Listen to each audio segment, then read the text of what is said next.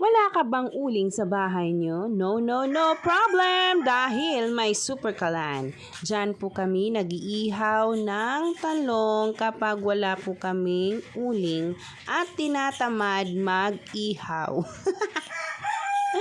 Tararat, kasi gusto kong kumain ng talong na samahan mo ng sardinas.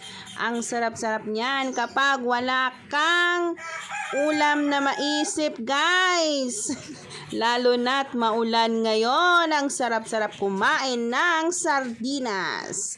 Kaya kayo dyan, kung bumili kayo ng talong at iihaw nyo na rin dyan kung kayo ay tinatamad. At samahan nyo na rin ng sardinas. At lagyan mo ng kalamansi na samahan mo ng toyo para lalong sumarap ang iyong pagkain.